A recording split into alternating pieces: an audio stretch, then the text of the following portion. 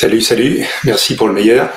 Sylvain Milon, pour ceux qui ne me connaissent pas, je suis sur Internet depuis les années 2000 en tant qu'infopreneur, donc vente d'e-book, vente de formation, et je me suis surtout pris une passion pour la création de services pour les webmasters, donc divers services dans le temps, et la plus connue, c'est la plateforme d'affiliation untpe.com pour vendre uniquement en affiliation des produits numériques, formation, e-book, coaching, etc. Tout ce qui peut se vendre en ligne.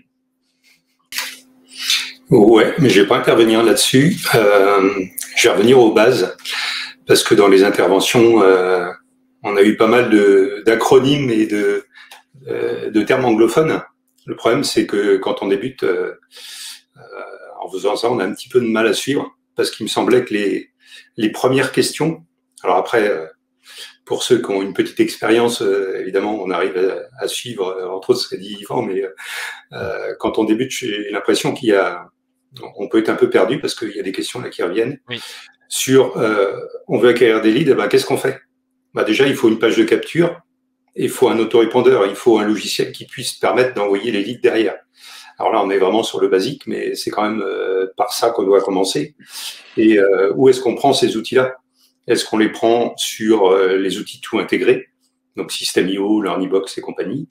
Ou est-ce qu'on prend un autorépondeur dédié, comme SG Autorépondeur, SG Autorépondeur, Aweber, GetResponse?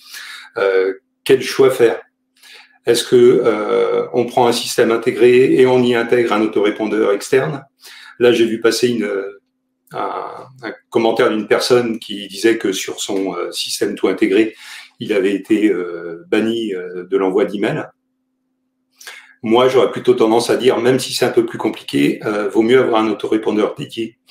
Parce que, à moins de faire de grosses conneries, en général, ils sont moins exigeants, ils ont des plages d'IP, c'est-à-dire différentes adresses avec lesquelles qu'ils possèdent en nombre, avec lesquelles ils envoient les emails, et vous avez moins de chances parce qu'ils répartissent l'envoi des emails, des messages sur plein d'adresses différentes, de vous faire complètement bloquer le compte, d'avoir des avertissements, on vous demande de changer ci ou ça parce que vous passez en spam ou autre.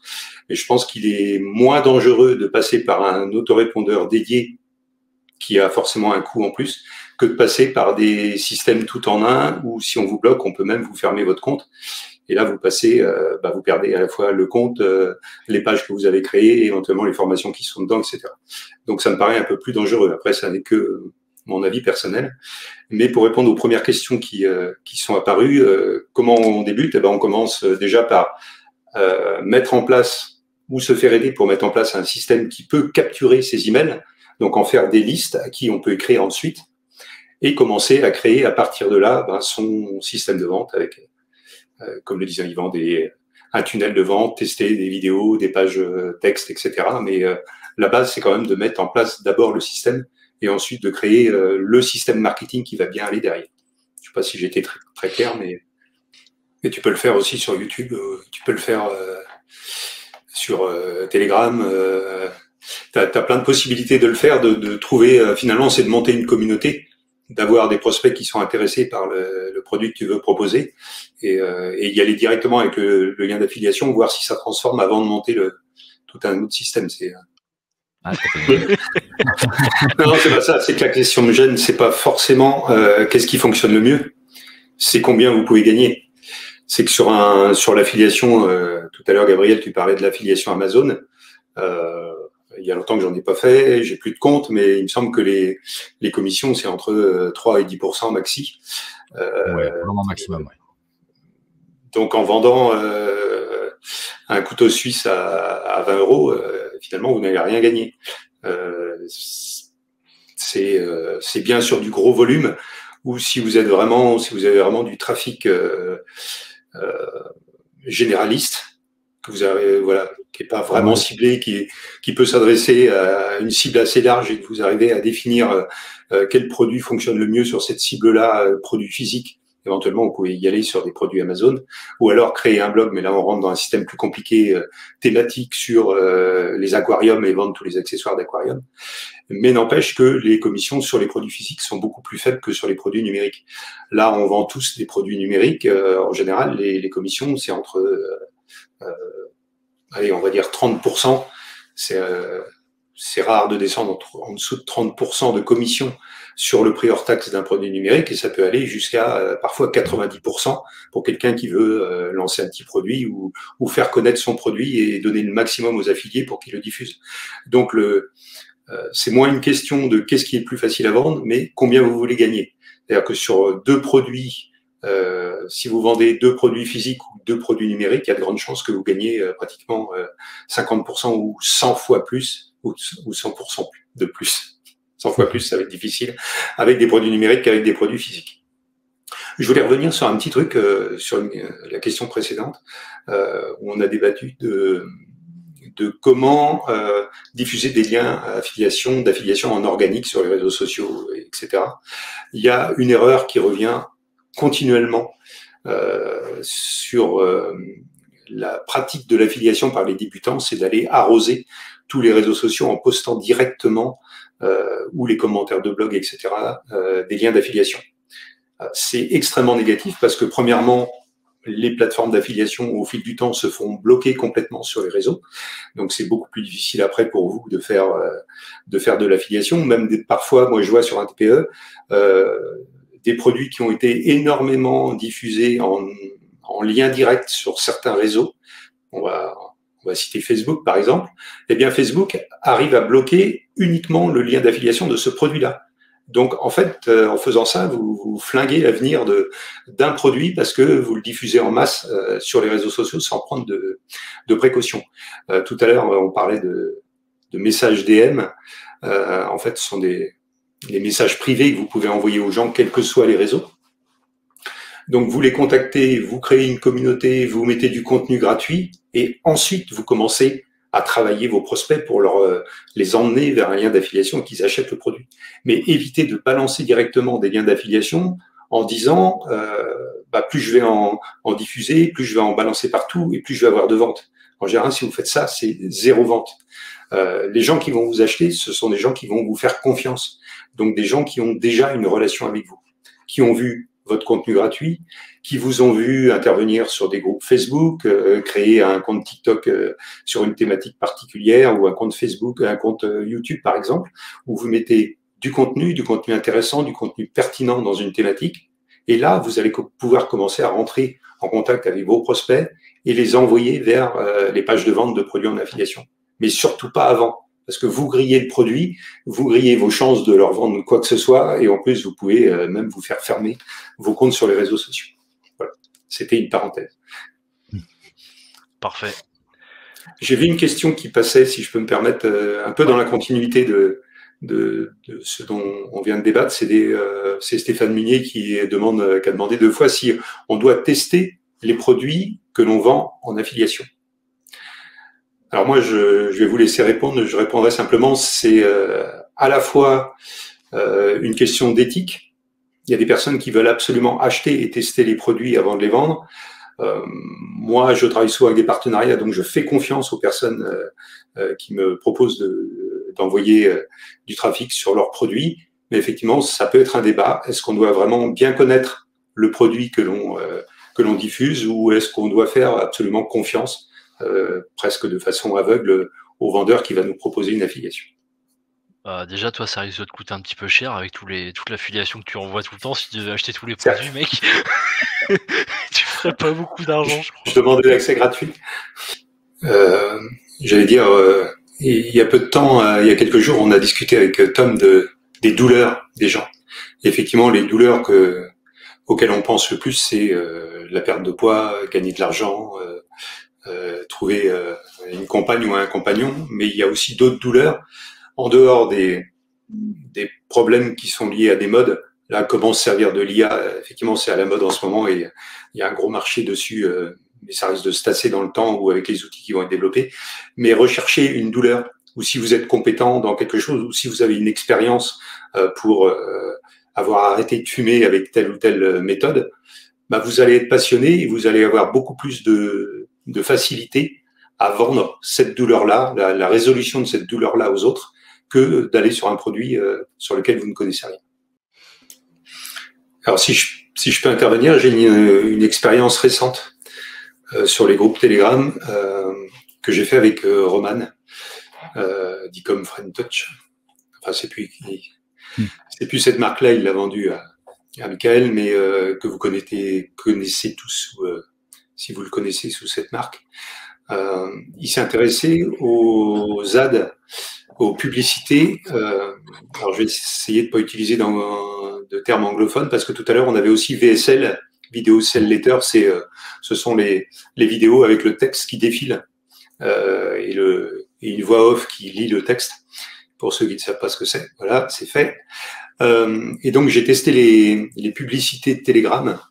Alors, c'est assez complexe à mettre en place parce qu'il faut acheter des cryptos propres à des crypto-monnaies, une crypto-monnaie qui est propre à Telegram, la rapatrier sur le compte pour pouvoir ajouter des crédits à votre compte publicitaire Telegram. Donc, cette partie-là est un peu complexe.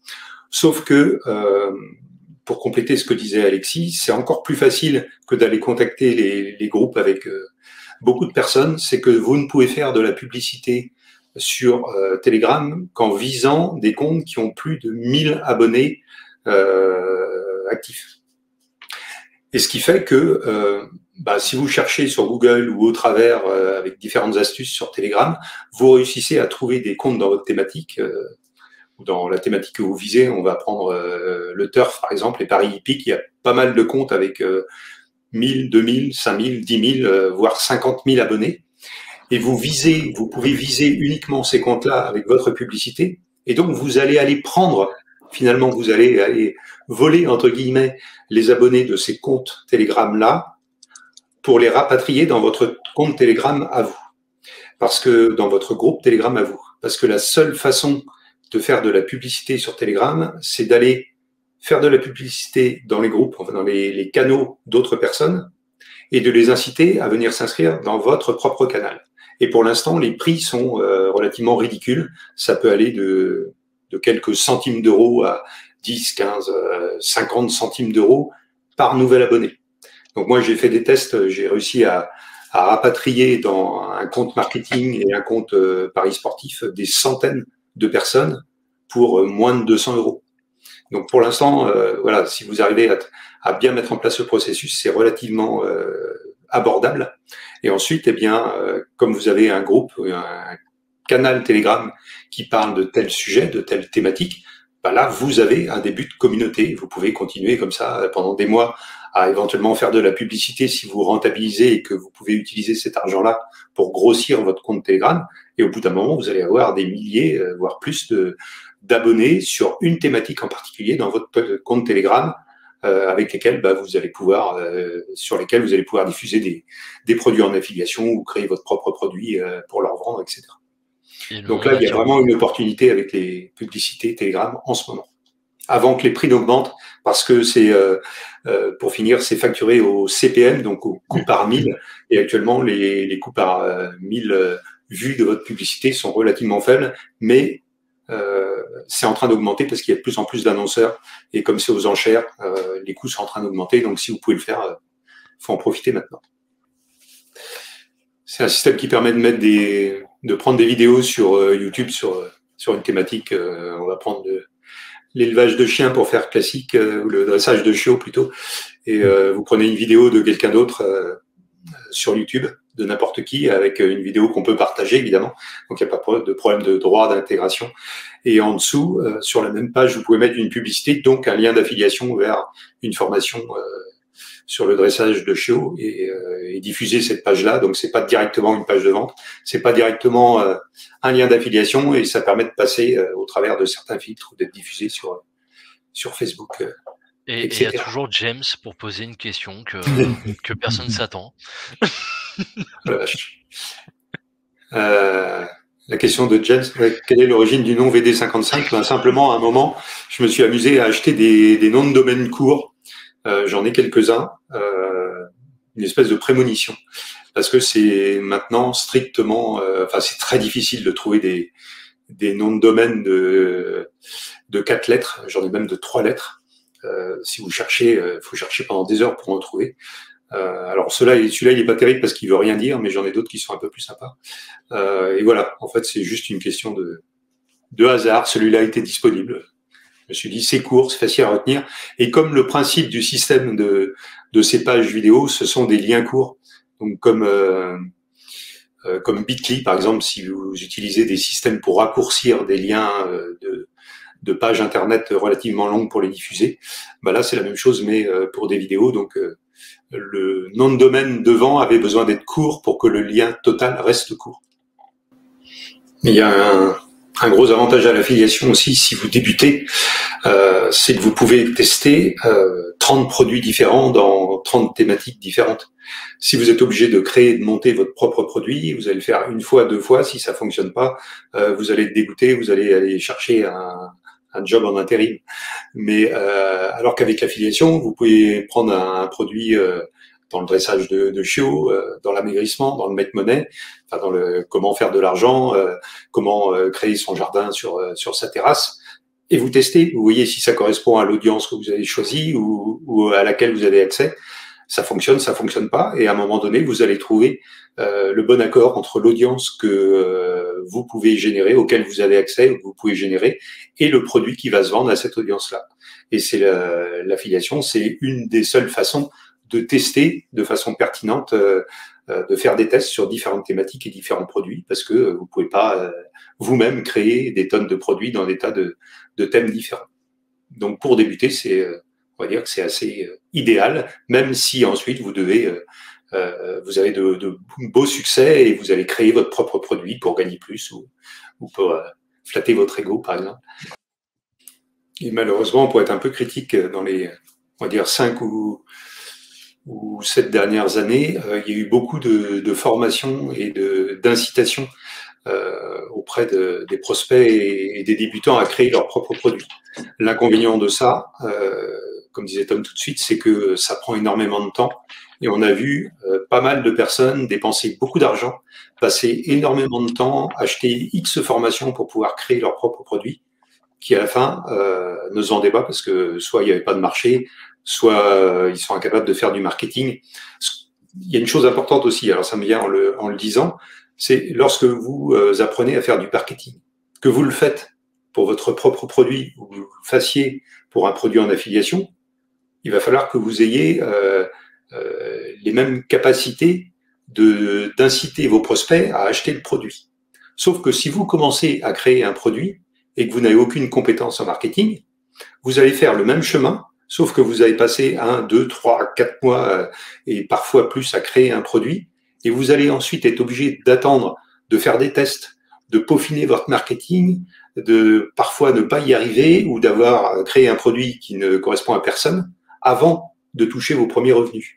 Alors que si vous apprenez à créer vos tunnels de vente ou en tout cas vos actions marketing de façon à vendre un produit en affiliation, eh bien vous allez toucher beaucoup plus rapidement de l'argent grâce aux commissions. Donc si vous n'êtes pas sûr de votre produit, si vous n'êtes pas dans une niche, on va dire, qui déjà génère de l'argent et que vous voulez créer votre propre produit, essayez d'abord de trouver un produit plus ou moins équivalent ou dans la même thématique à vendre en affiliation et testez vos connaissances en marketing, testez vos capacités à vendre. Si vous n'y arrivez pas, c'est pas la peine de vous lancer dans 3 mois de création de produit, parce qu'une fois votre produit créé, il va pas se vendre plus qu'un produit en affiliation que vous n'avez pas réussi à vendre. Et malheureusement, c'est quelque chose qu'on voit très très souvent. J'étais en train de répondre par écrit en disant que la plupart, à part passer par des gros systèmes d'ads qui font les intermédiaires et qui posent des cookies pour les autres, en fait, la plupart des plateformes d'affiliation que vont utiliser les affiliés, en tout cas les gens qui sont là, et même celles qu'on utilise nous, posent leurs propres cookies à eux. Donc ce sont les cookies tiers, c'est-à-dire les cookies qui sont posés par un site qui est différent que celui sur lequel vous êtes. Ceux-là vont être supprimés. Par contre, quand vous passez par un lien d'affiliation, en fait, le lien d'affiliation est le lien d'affiliation de la plateforme, que ce soit un TPE, ClickBank, ou je sais pas, System.io, et c'est ce site-là qui pose le cookie. Donc ceux-là ne vont pas être supprimés et vont continuer encore à fonctionner. Pour combien de temps? On ne sait pas, mais en tout cas, on va pas être impacté par cette suppression des cookies tiers. Pas pour l'instant. Donc finalement, c'est juste un ajout de sécurité au navigateur. Oui, voilà, c'est pour après sécurité avec les cookies. Bon, moi je suis vent debout contre ça, mais cookies c'est juste un fichier texte, mais bon, ça c'est un autre problème, c'est un problème de lobbying, mais de Google, Facebook et compagnie. Mais oui, c'est ça, c'est à peu près ça. Ouais. C'est le propriétaire du site peut poser un cookie. Le propriétaire d'un autre site ne peut pas poser de cookie sur le site d'un tiers, en résumé. Okay. Ne pourra plus. Après, on voit souvent quand même des gens qui sont à la fois dans le développement personnel et l'ésotérisme et qui font aussi du make money, prendre des pseudos. Parce que ce sont deux catégories qui souvent, en partie, sont incompatibles. En tout cas, ésotérisme souvent, qui voit d'un mauvais œil le make money comme les vilains gourous qui veulent gagner de l'argent facilement, etc. Donc on a vu plusieurs d'entre nous des gens faire la promotion de ces deux thématiques-là, entre autres, avec en prenant un pseudo sur une des deux pour pas être totalement reconnu. On va dire ça comme ça. Il y a un truc aussi dont on ne parle pas, et malgré tout, si on est ici, c'est quand même parce qu'on est invité par Christopher et Christina de MaxiWeb. Il y a une question qu'on peut se poser quand on commence à avoir un tunnel de vente qui fonctionne. Alors pour l'affiliation, c'est peut-être un peu compliqué, peut-être sur des produits un peu haut de gamme à partir d'un certain prix pour avoir une commission qui soit suffisante. Mais lorsque vous débutez à faire de la publicité sur les réseaux, il y a de grandes chances que vous dépensiez pas mal d'argent pour avoir des leads, c'est-à-dire une inscription sur un formulaire d'inscription d'un email et d'un prénom d'un de vos prospects, qui va vous coûter un bras. On peut monter à plusieurs, parfois jusqu'à 5, 10 ou même 20 euros si vous êtes sur une thématique qui est un petit peu chère sur les plateformes de publicité, ou si vous n'êtes pas vraiment doué à mettre en place des publicités performantes. La question que vous pouvez vous poser, si vous avez déjà un produit qui fonctionne, c'est pourquoi je n'achèterai pas directement des leads, puisque c'est le métier de MaxiWeb. Et parfois, acheter des leads, alors tu vas me corriger Christopher, mais il me semble que on va dire que le prix moyen sur, en tout cas pour les infopreneurs, c'est à peu près 2,50 €. C'est souvent beaucoup moins cher et beaucoup plus qualifié d'aller acheter directement des leads qui vont rentrer, donc des adresses email qui vont rentrer dans votre liste de prospects, plutôt que d'essayer d'aller faire des publicités, de faire des tests, etc., qui risquent de vous coûter 2, 3 fois, 4 ou 10 fois plus cher que d'acheter directement le prospect à la source. Ouais. Christopher, tu as mis l'accent sur un point qu'on n'a pas abordé. Enfin, on a axé pratiquement toute la discussion sur les affiliés.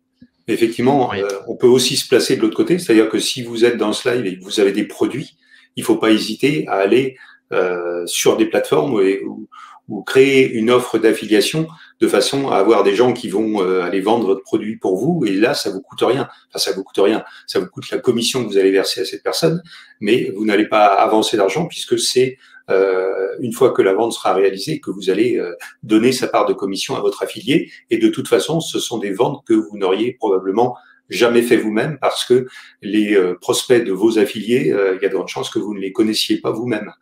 Donc, si vous avez un produit, si vous montez un produit, faut pas hésiter à aller le mettre en affiliation et le proposer à d'autres d'en faire la promotion. On va faire super simple. Alors, il n'y a pas besoin de filtre parce que quand on consulte le catalogue, en fait, on est sur... il y a plusieurs choix. Il y a les derniers produits arrivés. Alors, tout dépend de ce qu'on appelle produit chaud.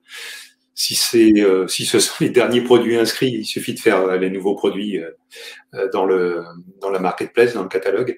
Si ce sont les produits qui se vendent le plus, ils sont classés automatiquement dans chaque rubrique par les produits qui sont le plus vendus et qui sont les plus performants.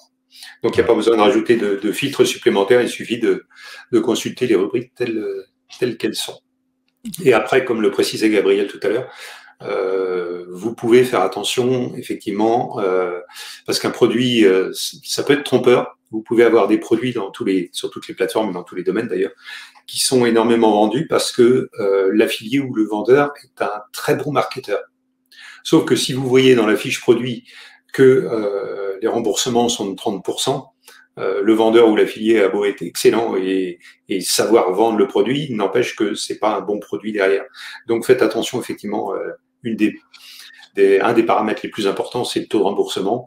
S'il reste raisonnable à faible, vous pouvez considérer que les gens sont satisfaits du produit qu'ils ont acheté et vous pouvez en faire, pour rejoindre les réflexions de Stéphane Munier tout à l'heure, en faire la promotion de façon tout à fait éthique. Donc, il n'y a rien de bien compliqué. Vous allez dans le marketplace, dans le catalogue, vous triez les produits sur la catégorie ou tous les produits dans une catégorie et vous avez les produits qui sont les plus performants et après, regardez en détail dans chaque fiche produit ce qui est indiqué. Il y a Vincent Delourmel aussi, qui habite pas loin de chez moi à Rennes, qui fait des formations sur la mémorisation, de très bonnes formations sur la mémorisation. Il est devenu spécialiste. Je ne sais pas s'il fait de l'affiliation, je suppose que oui dessus. Cherchez son nom, Vincent Delourmel. Vous allez sûrement trouver des offres. Et là, c'est vraiment lié aussi à l'apprentissage. Plus vous avez de capacité de mémorisation et plus vous pouvez apprendre. Donc voilà, ça s'adresse aux étudiants comme aux personnes âgées qui veulent conserver leur mémoire en bon état. Après, sur les plateformes, il faut se méfier un peu quand même, parce qu'il y a des très bons produits. J'aime bien comparer ça à une librairie. Vous sortez un super bon livre, mais vous vous appelez pas Madonna ou Sarkozy. Il va être mis dans le fond de la librairie, alors que les autres, les gens connus vont être dans la vitrine, même si leur livre est mauvais ou qu'ils l'ont pas écrit eux-mêmes, et il va se vendre.